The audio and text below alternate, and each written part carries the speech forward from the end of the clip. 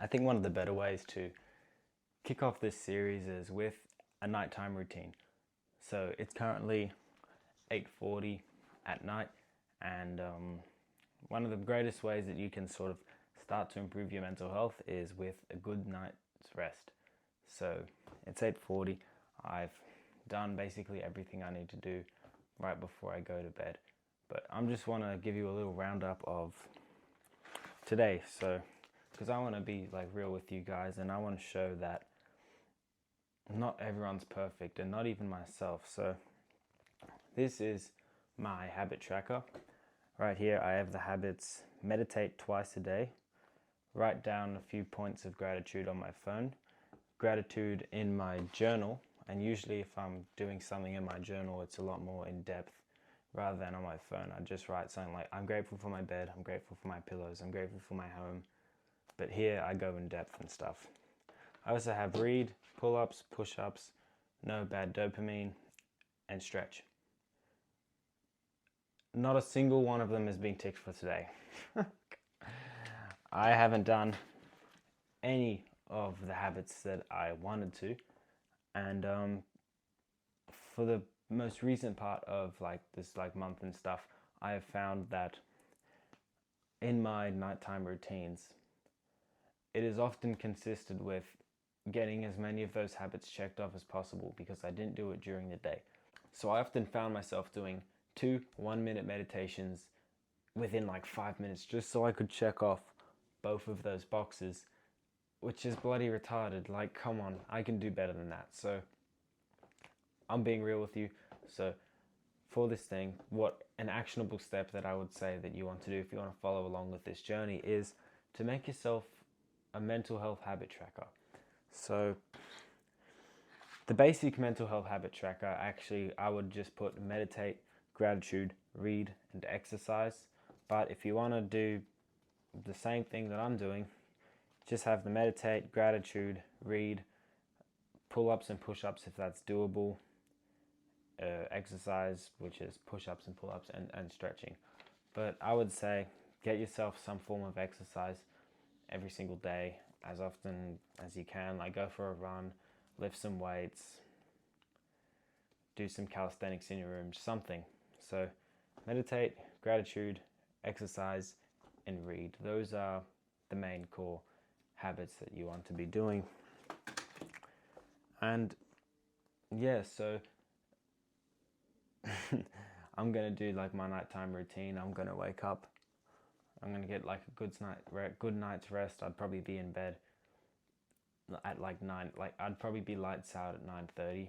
Ideally, it'd be 9 o'clock. But since I didn't actually check off any of the habits today, I am going to go and do those. So I'm going to meditate for a bit. I'm going to do a bit of reading. I'm going to be a little bit of gratitude journaling, being thankful that I'm actually getting these habits done rather than just giving up on them like I did yesterday. um, so yeah, we'll see how that goes, and I will see you in the morning, which will be a few hours for me, but well, it'll be like 1 second for you. Anyway, see ya. So I like to start off every morning pretty much the exact same. I sit on my chair, meditate, write down a few things I'm grateful for in this journal. Sometimes I'll journal about something else as well, like just a little pointer that I kind of want to remember throughout the day. Sometimes I do, sometimes I don't. Doesn't really matter to me that much. And then I read a page off of the Daily Stoic. I just go to the day that I'm up to. So today I went to February 19th because that is in fact today's date. And I just, yeah, I read through that, and then once I've done that, I just go on and do the rest of the shit that I do in the morning. But what I read this morning was this quote by Epictetus. It's, rather famous if you've looked into philosophy and stuff, but if you don't, that's okay. He says to think of life as a big banquet. So it's like the food's being passed around the table, and you're not just going to reach out across the table and grab like this dish from someone else's hands. You're going to wait patiently until it's your turn, and then you're going to take, like a moderate amount of food for yourself. And he's explaining how in life, you don't really want to be grabbing shit out of people's hands and just constantly waiting for something to come to you. Next time you get excited for some sort of thing that's happening in your life, don't like do the equivalent of reaching across the table and grabbing the food out of someone's hands, but rather wait patiently until it comes around you and enjoy what is in front of you right now. I feel like this is one of the ways that we sort of lose touch in life, and so-called years like fly by our lives. It's because we're constantly waiting for something to come. We're waiting to graduate high school, we're waiting to have enough money to afford the new car, we're waiting to be able to afford the new house, we're waiting for this vacation we want to go on, we're waiting for our future kid to burst out of our wives. We're constantly waiting for something new. But I think rather than doing that, we should just enjoy what's in front of us right now and wait patiently until it comes around. And then once it's there, then you sort of enjoy yourself.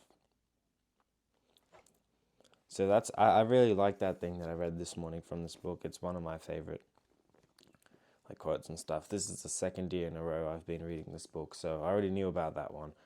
But that one really stuck out to me, and I think it's something that we should all sort of implement into our lives. So this thing is called The Journey to Enlightenment. That's what I've named it. So how does this sort of relate to that? Well, if we're constantly waiting for new things, we're not really going to be happy with how we are now, because we have this feeling of depletion. And that's why gratitude journaling comes in so handy and helpful. It's because when you're writing down things that you're grateful for what you have right now. It's like you're thinking about the food that's in front of you. You could have you could be wanting the fried chicken that's getting passed around the table, but in front of you, you have the fucking chips or something. And you got to show your appreciation for what you have right now. And then the thing that comes later, just let it come when it comes. And then when it comes, then you can be grateful for that and enjoy it while it's there. You constantly want to be thinking about the next stage, but rather, sometimes obviously it's good to think about the future and what's coming next so you can sort of prepare yourself for it. But just in sort of general terms, it's better to, focus on right now. And that's something that's spoken about a lot in The Power of Now. I'm pretty sure that book's described as a spiritual guide to enlightenment.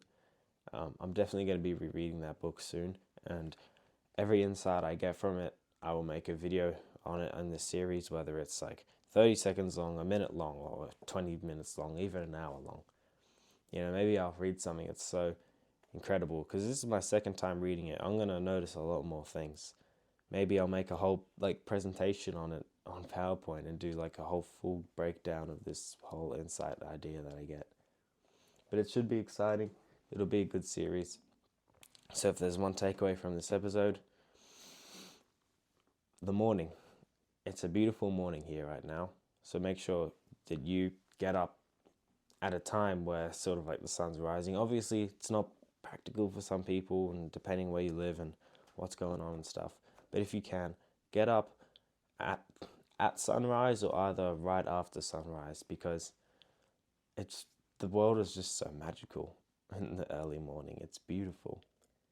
And get yourself some sort of routine that you do every single morning, whether you want to copy the same thing as me and do meditation, gratitude, and then read something out of some book that you really enjoy or just read from anyway.